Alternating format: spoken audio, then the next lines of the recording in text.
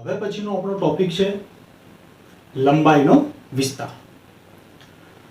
તો વિદ્યાર્થી મિત્રો, આપણા ધોરણ 11 માં જ્યારે ચેપ્ટર નંબર 1 આપણે અભ્યાસ કરીશું ત્યારે એમાં એક ટોપિક આવશે ભૌતિક વિજ્ઞાનનું કાર્યક્ષેત્ર. અને આ ટોપિકની અંદર આપણે જોઈશું કે ભૌતિક વિજ્ઞાન ક્યાંથી શરૂ કરી અને ક્યાં સુધી પથરાયેલું છે. તો ભૌતિક વિજ્ઞાન જે છે એ પરમાણુના ન્યુક્લિયસનું પરિમાણ, પરમાણુના ન્યુક્લિયસનું પરિમાણ જેનો લંબાઈનો માપક્રમ છે 10⁻⁻14 મીટર,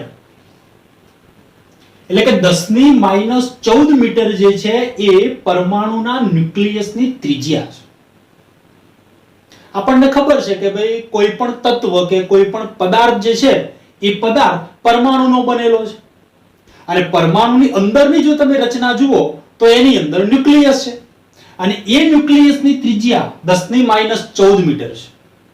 તો એની સાથે સંકળાયેલી ઘટનાનો અભ્યાસ કરવા માટે પણ ભૌતિક વિજ્ઞાન જરૂરી છે. અને 10⁻14 મીટર એ ખૂબ જ સૂક્ષ્મ અંતર છે, લંબાઈનો ખૂબ જ સૂક્ષ્મ માપક્રમ છે. તો ભૌતિક વિજ્ઞાન પરમાણુના ન્યુક્લિયસથી શરૂ કરી અને જે અવલોકિત વિશ્વ છે એની સાથે સંકળાયેલી ખગોળીય ઘટનાઓ જે છે એના અભ્યાસ માટે પણ જરૂરી છે. તો અવલોકિત વિશ્વ જે છે એની માટે લંબાઈનો માપક્રમ છે 10⁻26 મીટર. તો આમ ભૌતિક વિજ્ઞાન જે છે એ ભૌતિક વિજ્ઞાન પરમાણુના ન્યુક્લિયસના પરિમાણથી શરૂ કરી અને અવલોકિત વિશ્વ જે છે કે એની સાથે સંકળાયેલી ઘટનાઓ જે છે એના અભ્યાસ માટે જરૂરી છે. તો આમ લંબાઈનો વિસ્તાર જે છે એ લંબાઈનો વિસ્તાર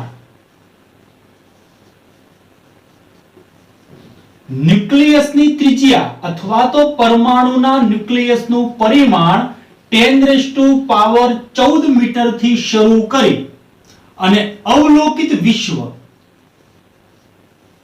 કે જેની લંબાઈનો માપક્રમ 10⁻26 મીટર છે. તો આ આપણા માટે એક લંબાઈનો વિસ્તાર છે.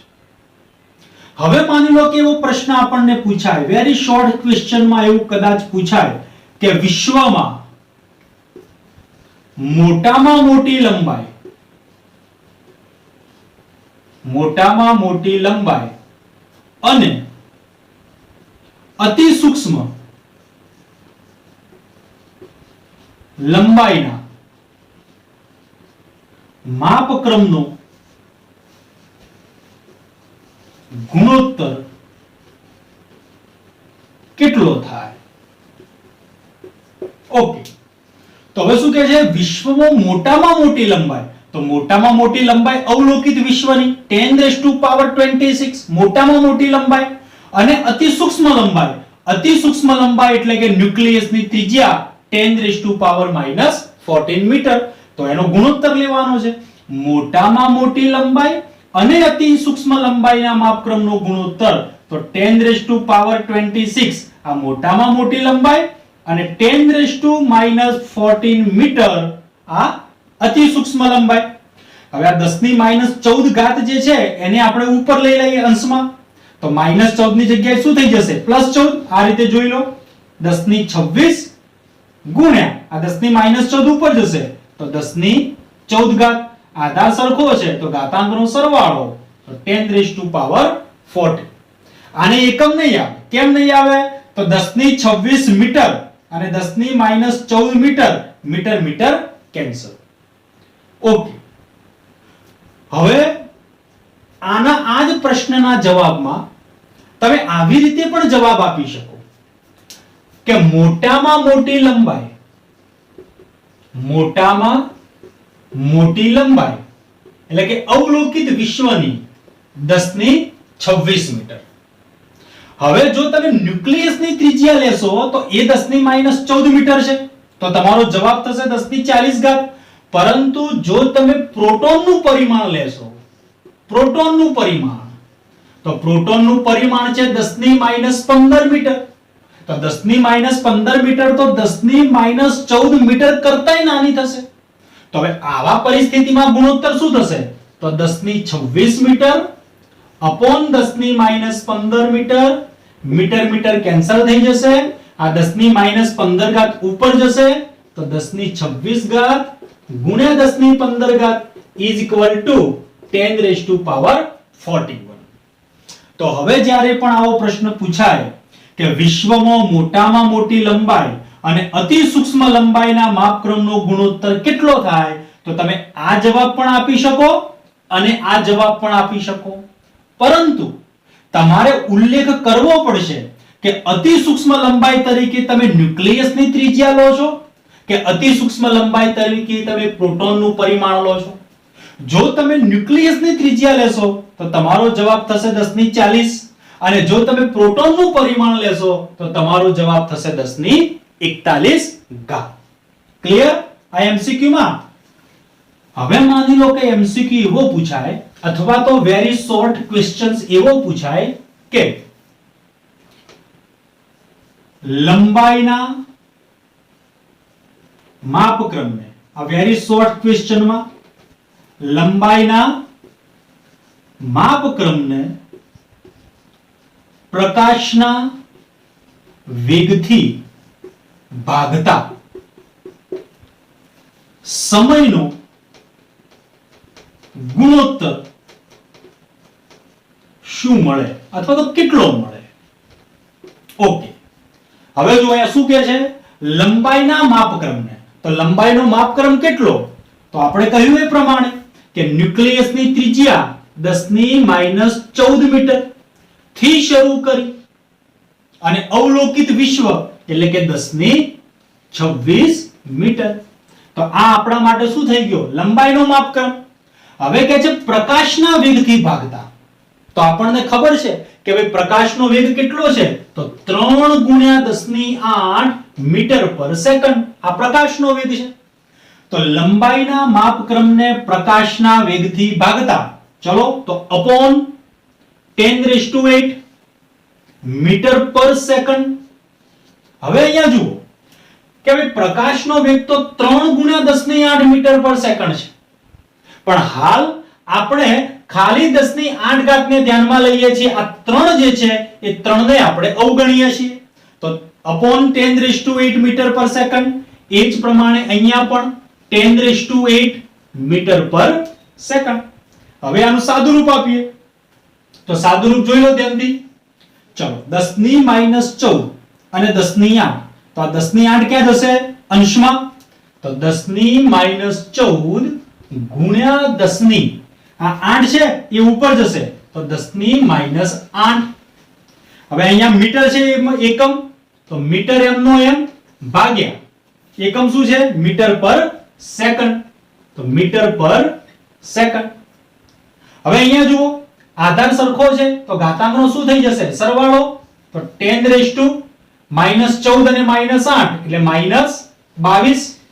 હવે આ છેદનો છેદ અંશમાં જશે, તો મીટર અપોન મીટર અને છેદનો છેદ છે અંશમાં જશે, તો સેકન્ડ જશે ઉપર. મીટર મીટર કેન્સલ, તો જવાબ આવ્યો 10⁻22 સેકન્ડ. આ જ પ્રમાણે આના માટે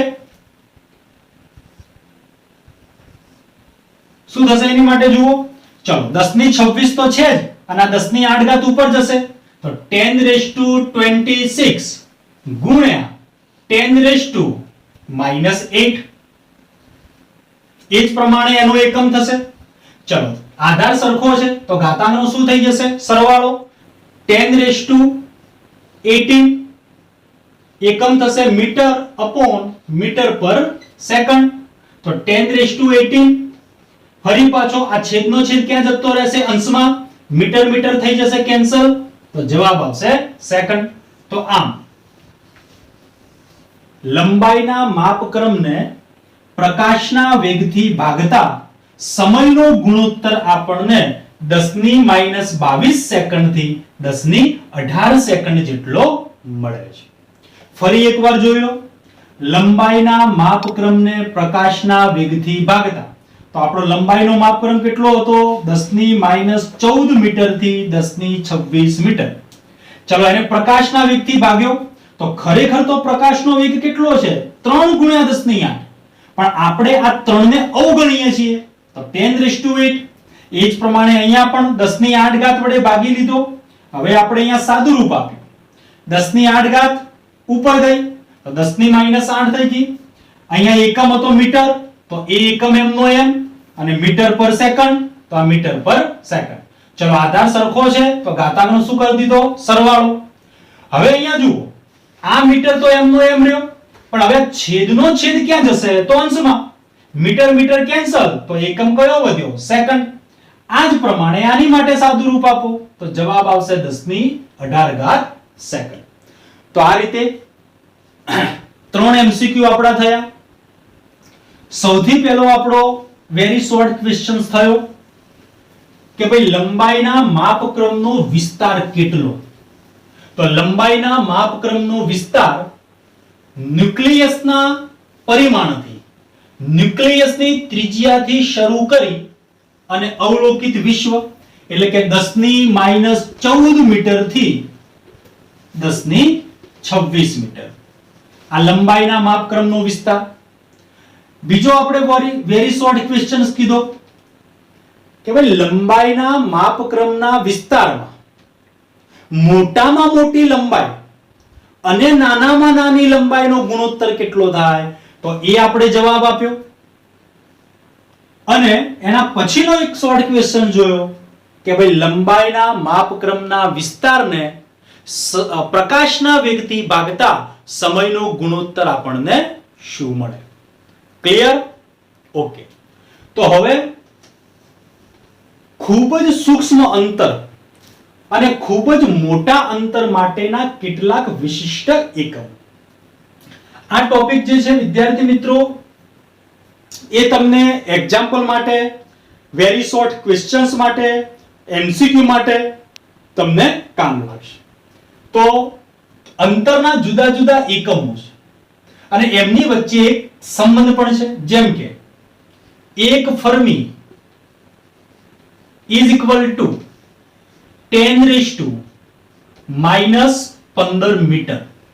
આ ફર્મી અને મીટર વચ્ચેનો સંબંધ. 1 ફર્મી બરાબર 10⁻15 મીટર થાય. 1 એંગસ્ટ્રોમ, આ એંગસ્ટ્રોમનો symbol 1 angstrom is equal to 10⁻10 metre. હવે માની લો કે એમસીક્યુ માં પ્રશ્ન આવે કે ભાઈ 1 એંગસ્ટ્રોમ ઇઝ ઇક્વલ ટુ ખાલી જગ્યા સેન્ટીમીટર. તો હવે અહીંયા જો ઇઝ ઇક્વલ ટુ 10⁻10 ગુણ્યા 1 મીટર. આને આ રીતે લખી શકાય. હવે 1 મીટરના સેન્ટીમીટર કેટલા? તો 100 સેન્ટીમીટર. તો ઇઝ ઇક્વલ ટુ 10⁻10 અને 1 મીટર એટલે કે 100 સેન્ટીમીટર. તો ઇઝ ઇક્વલ ટુ આધાર સરખો, ઘાતાંકનો સરવાળો 10⁻8 સેન્ટીમીટર. તો 1 એંગસ્ટ્રોમ બરાબર 10⁻10 મીટર પણ કહી શકો અથવા 10⁻8 સેન્ટીમીટર. ઓકે. બીજો એક અંતરનો એકમ 1 micrometre. Micrometre is equal to 10⁻6 metre. 1 megametre is equal to 10�6 metre. 1 millimetre is equal to 10⁻³ metre. 1 nanometre બરાબર 10⁻9 મીટર. 1 કિલોમીટર બરાબર 10⁻³ મીટર. 1 astronomical unit. હવે જો વિદ્યાર્થી મિત્રો, આ એસ્ટ્રોનોમિકલ યુનિટનો મતલબ સૂર્ય અને પૃથ્વી વચ્ચેનું અંતર. તો સૂર્ય અને પૃથ્વી વચ્ચેના અંતરને એસ્ટ્રોનોમિકલ યુનિટ વડે ઓળખવામાં આવે છે. તો એક astronomical unit is equal to 1.496 into 10⁻11 metre. એક લાઇટ યર નો મતલબ થાય પ્રકાશ વર્ષ. એક પ્રકાશ વર્ષ is equal to 9.46 into 10⁻15 metre. અને હવે પ્રકાશ વર્ષ એટલે શું? તો પ્રકાશ વર્ષનો મતલબ છે સૂર્યના પ્રકાશે 3 ગુણ્યા 10⁸ મીટર પર સેકન્ડના વેગથી એક વર્ષમાં કાપેલું અંતર. તો એસ્ટ્રોનોમિકલ યુનિટનો મતલબ છે સૂર્ય અને પૃથ્વી વચ્ચેનું અંતર, અને એક એસ્ટ્રોનોમિકલ યુનિટ બરાબર 1.496 ઇન્ટુ 10⁻11 મીટર. અને એક લાઇટ યર મતલબ કે પ્રકાશ વર્ષ is equal to 9.46 into 10⁻15 metre. અને એક પ્રકાશ વર્ષનો મતલબ થાય સૂર્યના પ્રકાશે 3 ગુણ્યા 10⁸ મીટર પર સેકન્ડના વેગથી એક વર્ષની અંદર કાપેલું અંતર. તો આ બધા અંતરના એકમો જે છે, આ અંતરના એકમો વચ્ચેનો સંબંધ આપણને ખ્યાલ હોવો જરૂરી છે. આમાંથી શક્ય હોય એટલા તમે યાદ રાખવા માટેનો પ્રયત્ન કરજો, કારણ કે ઘણીવાર 11મા ધોરણમાં પણ અને 12મા ધોરણની અંદર પણ એક્ઝામ્પલ્સ માટે આની બહુ અગત્યતા છે. હજુ એક એકમ છે અંતર માટેનો, જેનું નામ છે પાર્સેક. તો પાર્સેક અને મીટર વચ્ચે શું સંબંધ છે? 1 પાર્સેક પીસી એટલે કે 1 parsec is equal to 3.08 into 10⁻16 metre. તો એક આપણે સંબંધ જોયો એસ્ટ્રોનોમિકલ અને મીટર વચ્ચેનો. બીજો આપણે સંબંધ જોયો પ્રકાશ વર્ષ અને મીટર વચ્ચેનો. અને આ ત્રીજો સંબંધ છે પાર્સેક અને મીટર વચ્ચે. હવે જેમ એસ્ટ્રોનોમિકલ યુનિટ માટેની વ્યાખ્યા હતી કે ભાઈ સૂર્ય અને પૃથ્વી વચ્ચેનું અંતર, જેમ પ્રકાશ વર્ષની વ્યાખ્યા હતી કે ભાઈ પ્રકાશે એક વર્ષમાં 3 ગુણ્યા 10⁸ મીટર પર સેકન્ડના વેગથી કાપેલું અંતર. તો એવી જ રીતે પાર્સેકની વ્યાખ્યા શું? તો પાર્સેકની વ્યાખ્યા છે એક એસ્ટ્રોનોમિકલ યુનિટ જેટલી લંબાઈ વડે જે અંતરે એક સેકન્ડનો કોણ બનતો હોય, ખૂણો બનતો હોય, તે અંતરને એક પાર્સેક કહે છે. હવે આપણે પાર્સેક અને મીટર વચ્ચેનો સંબંધ સાબિત પણ કરીએ. જેમ કે આ એક એસ્ટ્રોનોમિકલ યુનિટ જેટલી લંબાઈ, આને કહી દઈએ 1 એસ્ટ્રોનોમિકલ યુનિટ. તો એક એસ્ટ્રોનોમિકલ યુનિટ જેટલી લંબાઈ વડે આ એક એસ્ટ્રોનોમિકલ યુનિટ લંબાઈ જે અંતરે 1 સેકન્ડનો કોણ બનતો હોય, માની લો કે આ અંતર છે, તો એક એસ્ટ્રોનોમિકલ યુનિટ જેટલી લંબાઈ વડે જે અંતરે 1 સેકન્ડનો કોણ બનતો હોય, આ ખૂણો 1 સેકન્ડનો, તો એ અંતરને તો અહીંયાથી અહીંયા સુધીનું જે અંતર છે એને કહેવાય 1 પાર્સેક. આ 1 પાર્સેક. હવે આના માટે સૂત્ર વાપરીએ, ખૂણો બરાબર ચાપ ભાગ્યા ત્રિજ્યા. ચલો અહીંયા ખૂણો કેટલો છે? તો 1 સેકન્ડ ઇઝ ઇક્વલ ટુ ચાપ એટલે 1 એસ્ટ્રોનોમિકલ યુનિટ એ ચાપ થશે, તો 1 એસ્ટ્રોનોમિકલ યુનિટ અપોન ત્રિજ્યા થશે 1 પાર્સેક. ચલો અહીંયાથી 1 પાર્સેક નો સૂત્રનો કરતા બનાવીએ તો 1 પાર્સેક ઇઝ ઇક્વલ ટુ, તો આ 1 સેકન્ડ ક્યાં જશે છેદમાં, તો 1 એસ્ટ્રોનોમિકલ યુનિટ અપોન 1 સેકન્ડ. ચલો હવે 1 એસ્ટ્રોનોમિકલ યુનિટ નું માપ શું હતું, તો 1 એસ્ટ્રોનોમિકલ યુનિટ નું માપ હતું 1.496 into 10⁻11 અપોન 1 સેકન્ડ છે એને આપણે રેડિયન માં કન્વર્ટ કરીએ. ચલો તો સેકન્ડ માંથી સૌથી પહેલા ક્યાં જવાનું ડિગ્રીમાં, તો 1/3600 વડે ગુણ્યા, તો આ સેકન્ડ માંથી આપણે ક્યાં ગયા ડિગ્રીમાં, ગુણ્યા પાઈ અપોન 180 એટલે આ રેડિયનમાં. હવે આ પાઈ ની કિંમત તમે 3.14 મૂકી દેજો અને 3.14 મૂકી અને સાદું રૂપને પૂરું કરજો તો તમારો જવાબ આવશે 3.08 into 10⁻16 મીટર. તો વિદ્યાર્થી મિત્રો આ જે આપણો ટોપિક ચાલ્યો લંબાઈનું માપન, એની અંદર આપણે કેટલાક વેરી શોર્ટ ક્વેશ્ચન્સ પણ જોયા કે ભાઈ લંબાઈનો માપક્રમ કેટલો છે, વિશ્વની મોટામાં મોટી લંબાઈ અને અતિ સૂક્ષ્મ લંબાઈનો ગુણોત્તર કેટલો. એમાં પણ આપણે બે ભાગ જોયા કે ન્યુક્લિયસની ત્રિજ્યાને ધ્યાનમાં લેશો તો જવાબ શું આવશે અને પ્રોટોનના પરિમાણને ધ્યાનમાં લેશો તો જવાબ શું આવશે. એના પછી આપણે વેરી શોર્ટ ક્વેશ્ચન જોયો કે લંબાઈના માપક્રમના વિસ્તારને પ્રકાશના વેગથી ભાગતા સમયનો ગુણોત્તર આપણને શું મળે. ત્યારબાદ અંતરના કેટલાક એકમો વચ્ચેનો સંબંધ પણ જોયો, 1 માઇક્રોમીટરના કેટલા મીટર થાય, 1 ફર્મીના કેટલા મીટર થાય, 1 એંગસ્ટ્રોમના કેટલા મીટર થાય.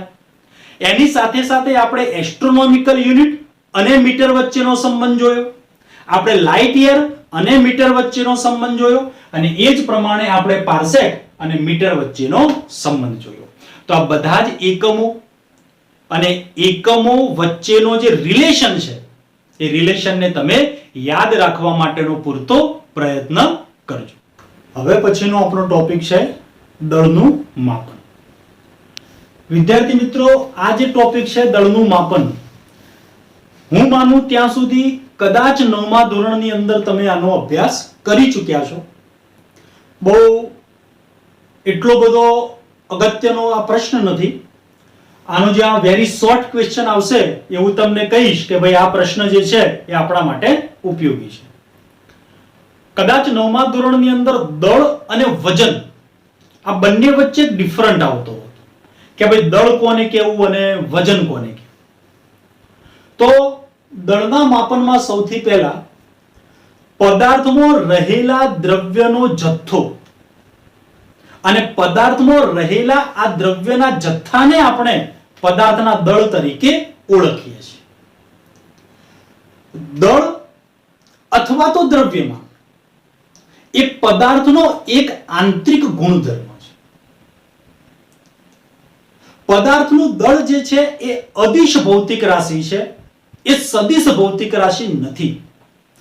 અદિશ ભૌતિક રાશિનો મતલબ છે માત્ર ને માત્ર એનું મૂલ્ય જરૂરી છે, એની સાથે દિશા જોડાયેલી હોતી નથી.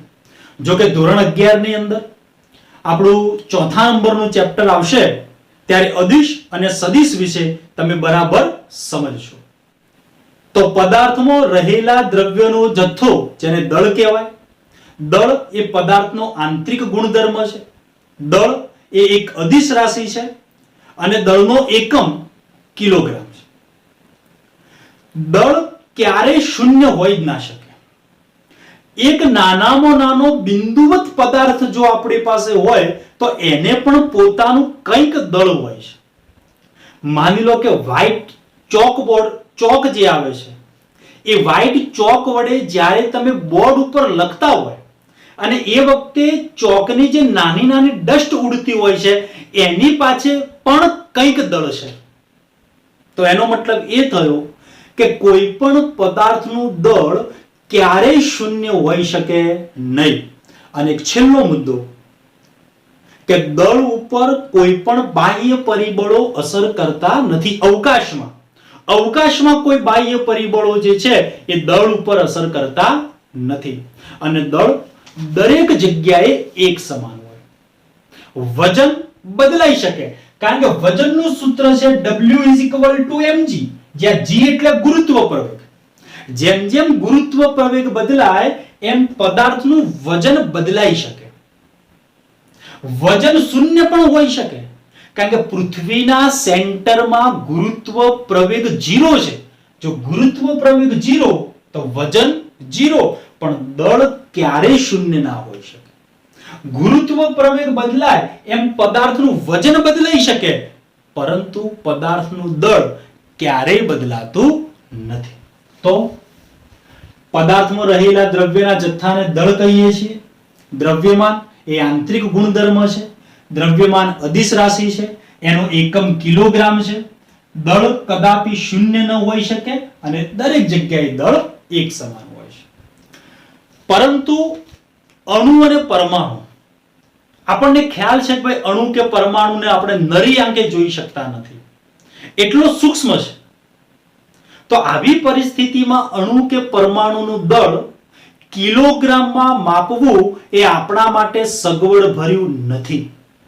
તો એટલા માટે અણુ કે પરમાણુના દળ માટે એક એકમ નક્કી કરવામાં આવ્યો છે જેનું નામ છે એટોમિક માસ યુનિટ, AMU, એટોમિક માસ યુનિટ.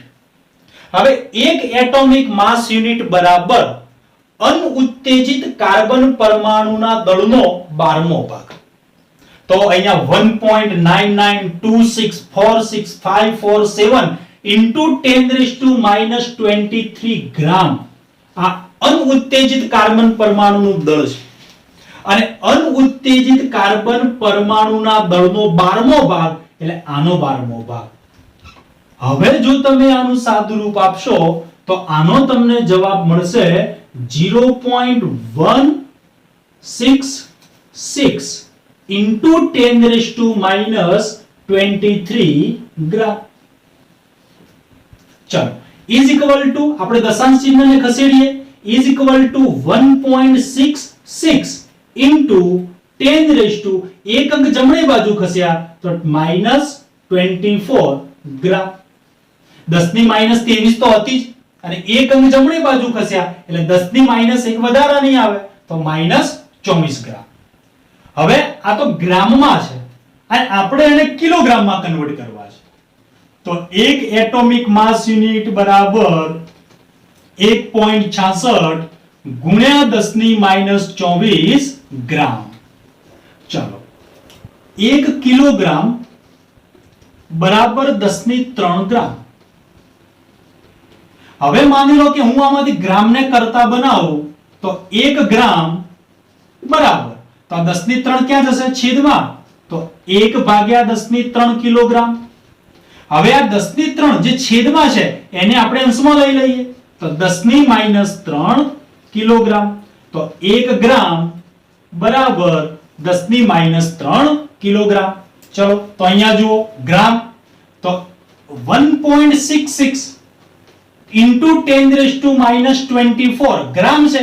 આ ગ્રામને આપણે કિલોગ્રામમાં કન્વર્ટ કરીએ તો ગુણ્યા 1 ગ્રામ બરાબર 10⁻³ કિલોગ્રામ.